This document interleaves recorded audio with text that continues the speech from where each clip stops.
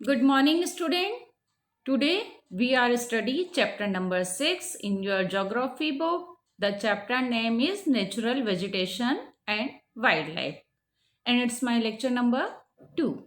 इससे जो फर्स्ट मेरा वीडियो लेक्चर था उसमें हमने इस चैप्टर के बारे में थोड़ा बहुत स्टडी किया था। क्या क्या स्टडी किया था एक बार देख लें।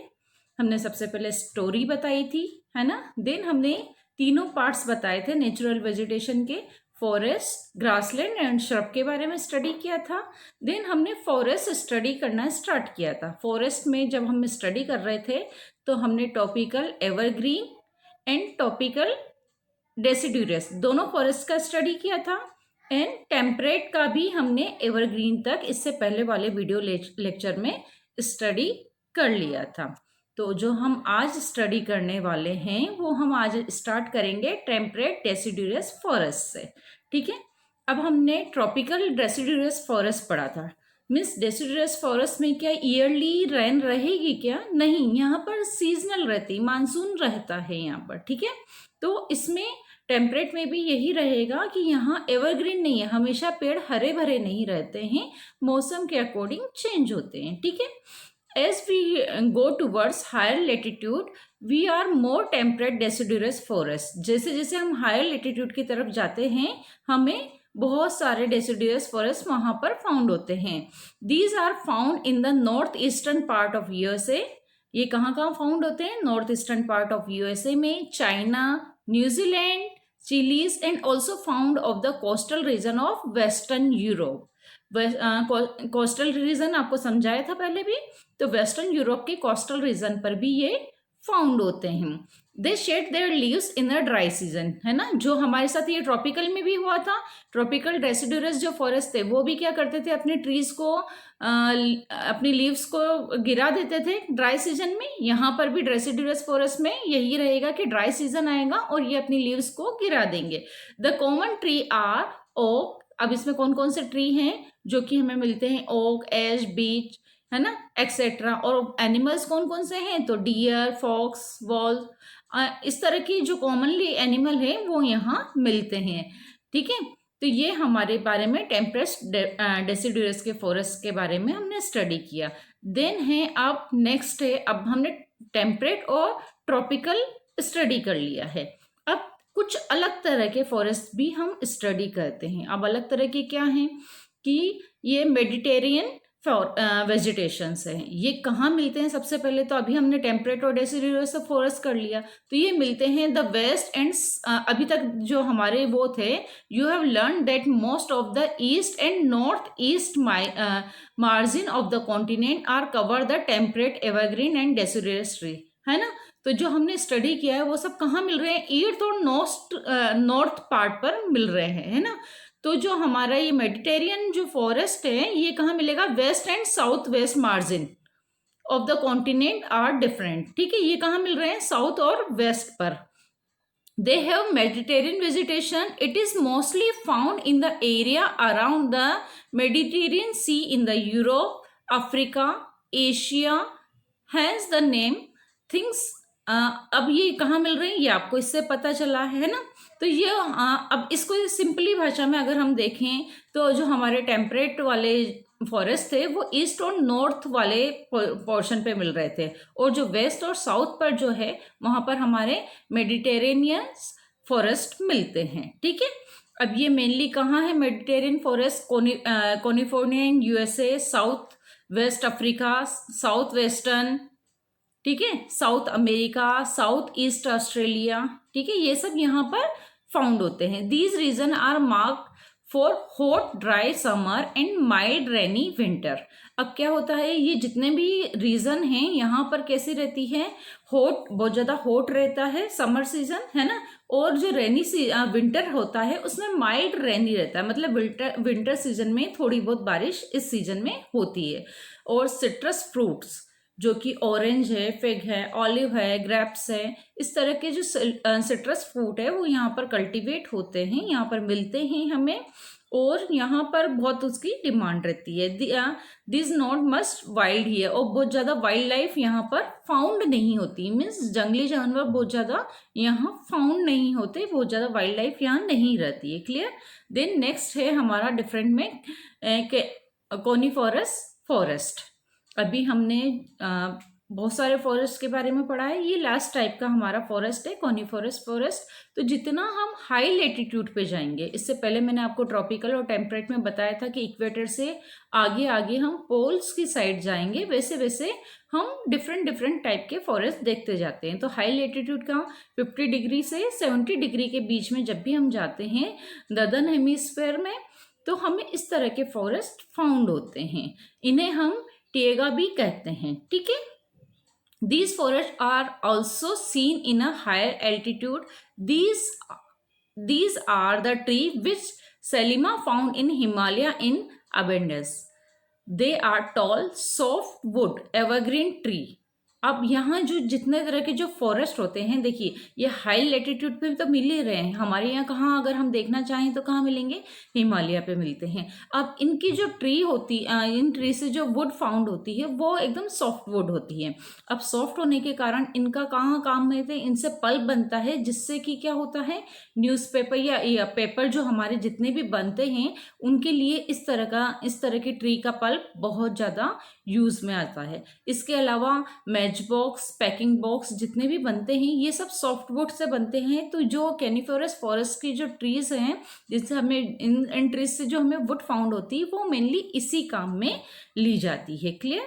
एंड इसके एग्जाम्पल हैं हमारे पास चीर, पाइन, केदार, इस तरह की जो ट्रीज होती हैं ये बड़ी सॉफ्टवुड मिलती हैं इनसे हमें, और इन्हें हम पेपर बनाने में काम में लेते हैं, मैच बॉक्स बनाने में काम में लेते हैं। अब यहाँ पर वाइल्ड लाइफ में क्या क्या जानवर मिलते हैं हमें, silver fox, monk, polar bear, ये सब कॉमन जो इस तरह के एनिमल्स हैं वो हमें कॉनिफरस फॉरेस्ट में फाउंड होते हैं। अब देखिए जैसे जैसे लेटीट्यूड हाई होगा मीन्स वहाँ क्या होगा, एकदम ठंडा होता जाएगा। तो ये देखिए इसकी कॉनिफरस फॉरेस्ट की पिक्चर दी हुई है दोनों साइड पर। देखिए कुछ तो कॉनिफरस फॉरेस्ट बिल्कुल सी से कवर है, और जब समर आता है तो इस तरह की दोनों पिक्चर यहाँ पर दिखाई दी है। और इसकी ट्रीज देख लीजिए आप कैसी है। देन क्लियर दिख रहा है ना कि थोड़ी सॉफ्ट वुड होंगी यहाँ पर। क्लियर। तो अब ये इंपॉर्टेंट बात है कॉनिफरस फॉरेस्ट की कि यहाँ की जो ट्रीज हैं उनका यूज पेपर बनाने में किया जाता है। तो फॉरेस्ट अभी तक हमने स्टडी किया। अब नेक्स्ट टॉपिक हमारा लेते हैं ग्रासलैंड। अब ग्रासलैंड को भी हम ट्रॉपिकल और टेम्परेट में डिवाइड कर सकते हैं। हमने फॉरेस्ट को भी इसी कैटेगरी में डिवाइड किया है ना, तो इसका भी स्टडी हम इसी तरह से करते हैं। तो जो ट्रॉपिकल ग्रासलैंड है, तो दीज आर ग्रोन इधर side of the equator and extend till the tropics. अब ये कहाँ है, इक्वेटर से। जो हम फर्स्ट ले रहे हैं ट्रॉपिकल ग्रासलैंड, तो ट्रॉपिकल ग्रासलैंड कहाँ होगी, इक्वेटर से ट्रॉपिकल वाले रीजन पर रहेगी। क्लियर। मैंने इससे पहले वाले उसमें आपको एक डायग्राम शो किया था, उसमें ट्रॉपिकल लिखा हुआ बताया था। तो ये उस एरिया में यहाँ इस तरह की ग्रासलैंड हमें देखने को मिलती है। This vegetation grow in the area of moderate to low amount of rainfall.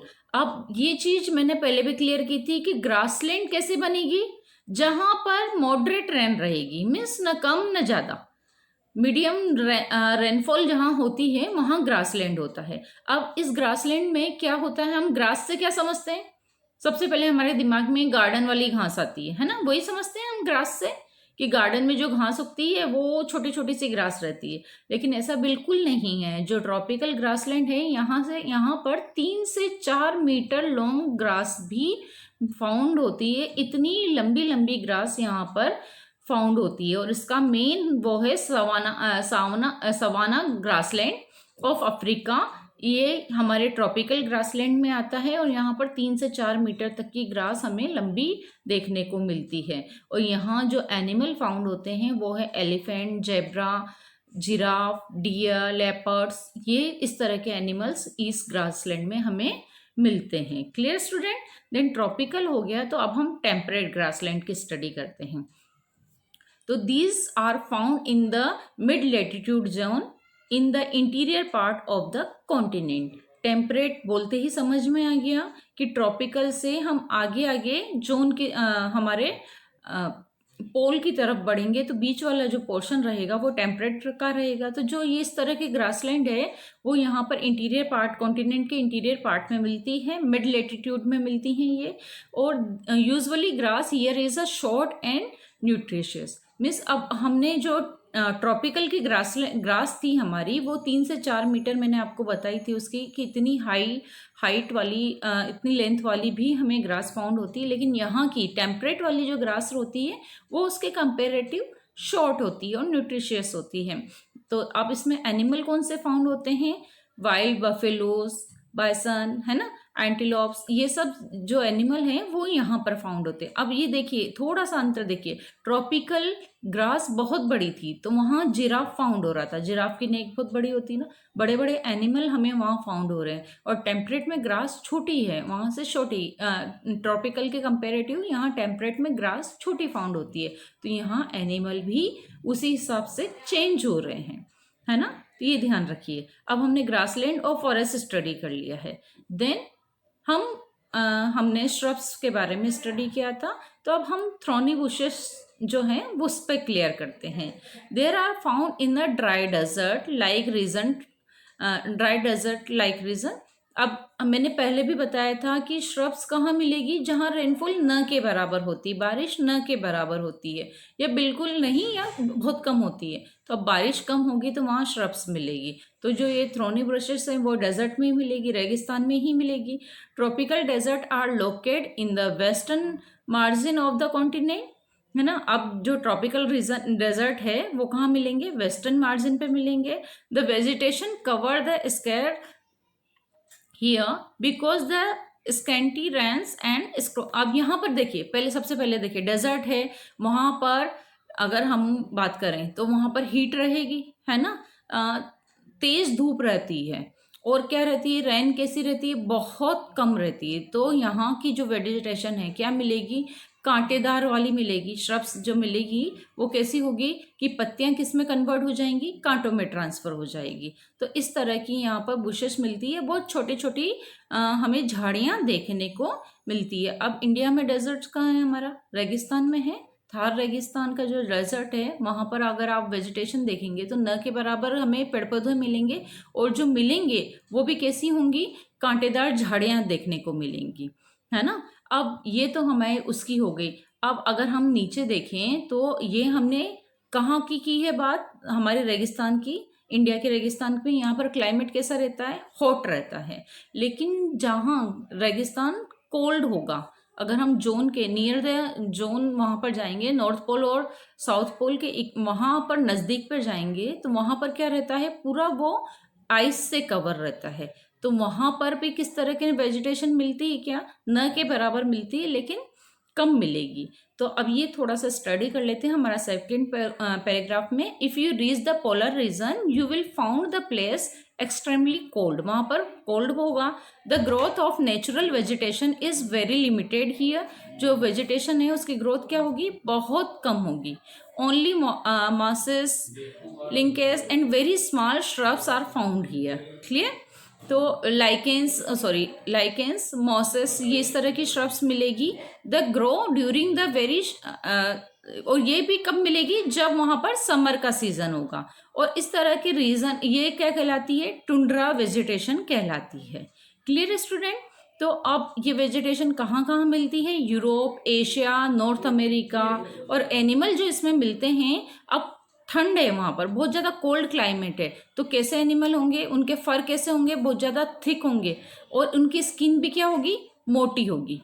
क्यों? क्योंकि वो ठंड से अपने आप को इस तरह से प्रोटेक्ट करते हैं, फर के द्वारा और स्किन के द्वारा वो अपने आप को प्रोटेक्ट करते हैं। तो अब इसमें कौन कौन से मिलते हैं? सील, है ना, musk oxen, arctic owl, polar bear, इस तरह की जो एनिमल्स हैं वो arctic owl and polar bear, इस तरह की जो एनिमल्स हैं वो यहाँ पर हमें देखने को मिलते हैं। तो अब इस लेसन में हमने फॉरेस्ट का स्टडी किया कि किस तरह से फॉरेस्ट इक्वेटर के बाद चेंज होते हैं, टेम्परेचर के अकॉर्डिंग चेंज होते हैं। इसी तरह से ग्रासलैंड और श्रब्स को भी हमने स्टडी किया। नेक्स्ट वीडियो में इससे आगे डिटेल में हम बात करेंगे। तब तक के लिए गुड बाय स्टूडेंट।